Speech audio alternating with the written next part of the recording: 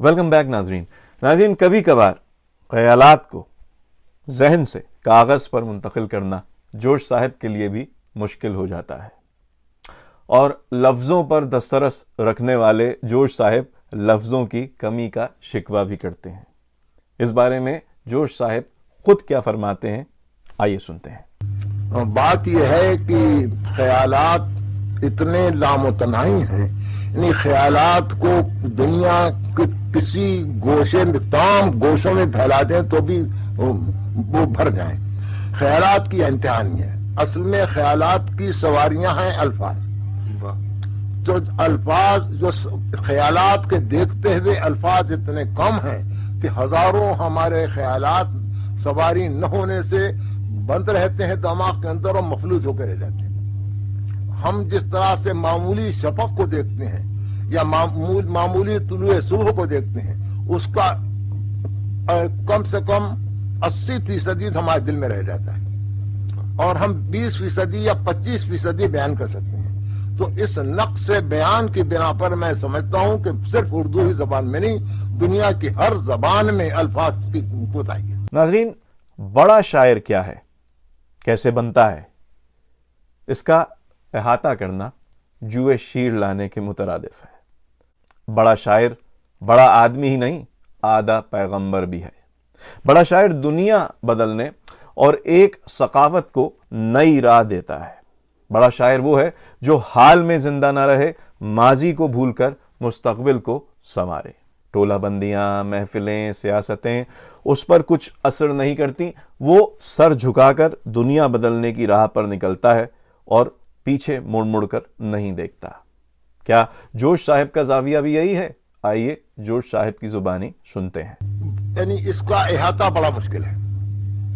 موٹی موٹی باتیں یہ ہیں کہ اگر کوئی شخص بڑا شاعر ہے تو وہ بچپن ہی سے شعور حاصل ہوتے ہی شعر کی طرف آتا ہے، اور اس کو دنیا کی تماہ نہیں ہوتی ہے۔ سب سے پہلی علامت یہ ہے کہ اس کو اہمیت زر سے واقف ہوتا ہے، لیکن حب زر میں گرفتار نہیں ہوتا ہے۔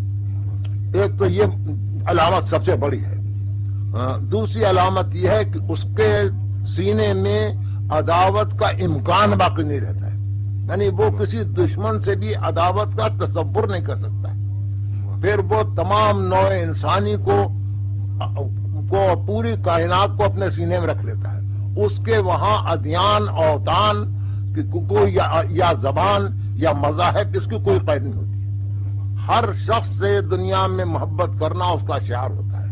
اس کے وہاں دغا دینا اس سے امکان ہی میں نہیں ہو کہ کسی کو دغا دے۔ اور پھر اس کے دل میں گداختگی ہونا چاہیے، وہ حسن سے متاثر ہو، حسن انسانی سے بھی، حسن مناظر سے بھی۔ تو یہ تمام چیزیں مل جل کر ہمیں وہ بتاتی ہیں کہ یہ اگر علامتیں یہ موجود ہیں کہیں تو آدمی شاعر ہے۔ ناظرین، اگر ادب، زبان، شاعری، کوئی بھی کریٹو ورک اگر ایک جگہ پر ٹھہر جائے، جسے اسٹیگنیشن کا نام بھی دیا جاتا ہے، تو اس کی تنزلی کا دور شروع ہو جاتا ہے۔ یہ کہہ لیجئے کہ وہ تنزلی کا نشان ہے۔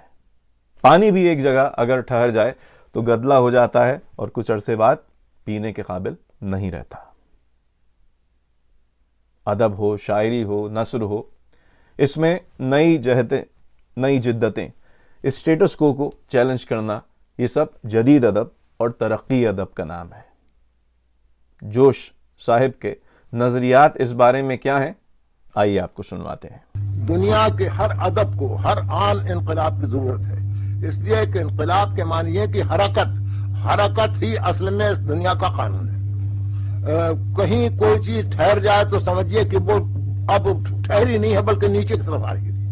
یہاں یا تو صعودی حرکت ہے یا ہبوطی، تو حرکت کی ضرورت ہر وقت ہے۔ تو ہمارے ادب ہی کو نہیں، تمام دنیا کے ادب کو ہر آن بدلنا ہے، ہر آن ترقی کی طرف جانا ہے۔ ناظرین، جوش صاحب کے لیے نئی نسل اور انگریزی انفلوئنس کیسا تھا، آپ ان کی ہی زبانی سن لیجئے۔ وہ نئی نسل جو برٹش راج میں پیدا ہوئی اور جس نے اپنی ثقافت میں انگریزی ثقافت کو شامل ہوتے ہوئے دیکھا۔ میں بھی اس گناہ کا مرتکب ہوں، کیونکہ میں بھی آپ سے ابھی بات کر رہا ہوں مگر انگریزی الفاظ کو اردو الفاظ میں شامل کر رہا ہوں۔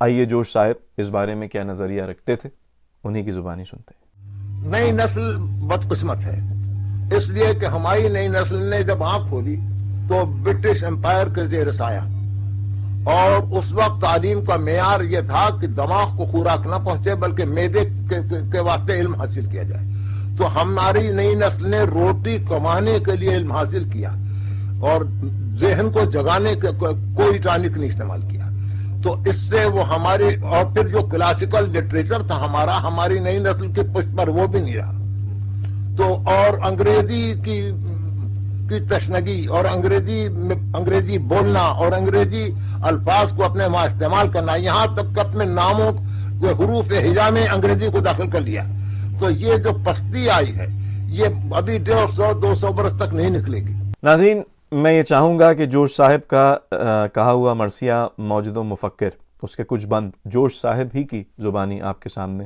پیش کروں۔ ملاحظہ کیجئے، یہ پی ٹی وی پہ ریکارڈنگ ہوئی تھی میرے خیال میں 1970 کی دہائی میں، ملاحظہ کیجئے۔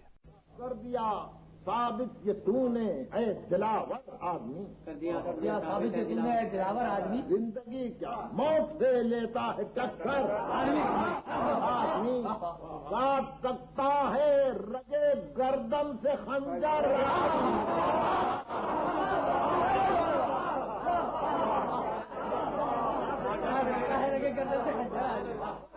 کاٹ سکتا ہے رگے گردن سے خنجر آدمی، لشکروں کو رون سکتے ہیں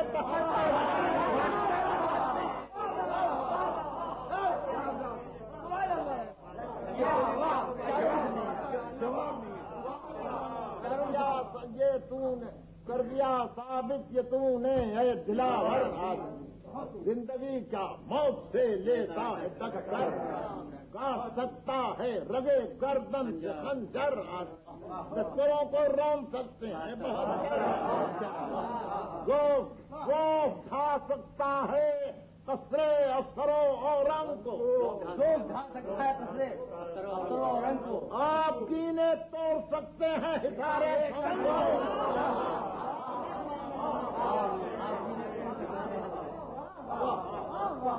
اے حسین اب تک تیرا نقش قدم تابندہ تابندہ ہے، زندہ ہے پائندہ ہے، تابندہ ہے رکھندہ اے حسین اب تک تیرا نقش قدم تابندہ ہے، زندہ ہے پائندہ ہے، تابندہ ہے رکھندہ ہے، روشنو پائندو بالندو بخشیدہ ہے، بخشندہ ہے، گامزن تو جس پر تھا وہ زیادہ اب تک زندہ ہے،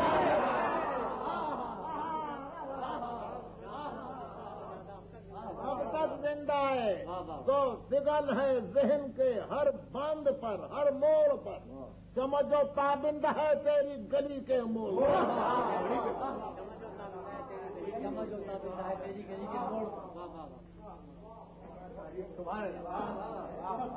اے حسین ابن علی، اے سید یزداں سے بات، نور سے تیرے جھمکتی ہے جبینیں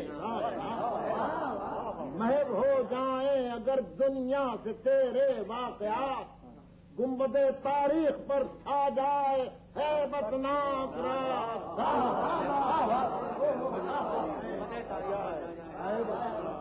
بھول سکتا نہیں انسان قربانی تیری، بھول سکتا ہی نہیں انسان قربانی حافظے کے فرق کا جھومر ہے پیشان،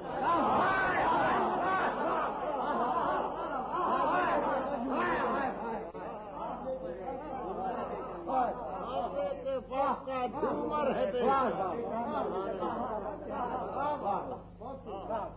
پھر بشر کے ذہن پر عکس جنو ہے یا حسین، پھر بشر کے ذہن پر عکس جنو ہے یا حسین، پھر حقیقت رہنے اوہام و خطو ہے یا حسین، پھر دل اقدار نازک غرق خوں ہے یا حسین، پھر بشر باطل کے آگے سرنگو ہے عادل انجام کو پھر گرمی آغاز دے اے بہادر وقت کی آواز پر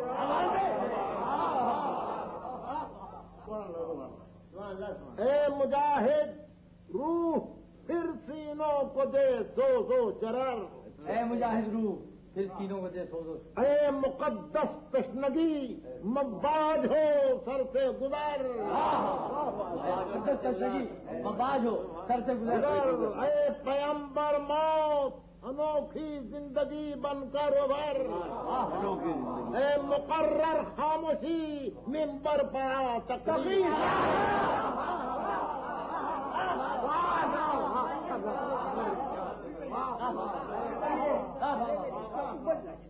اے مقرر خاموشی اے لہو پھر کشقے پیشانیے کردار بن اے جراحت میان سے باہر نکلتے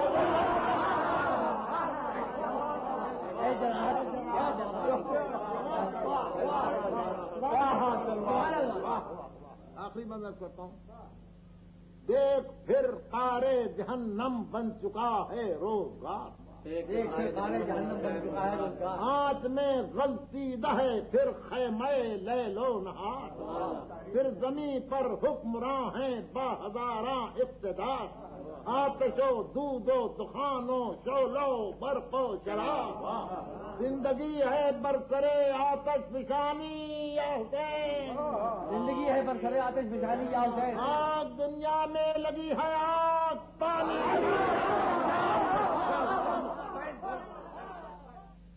Oh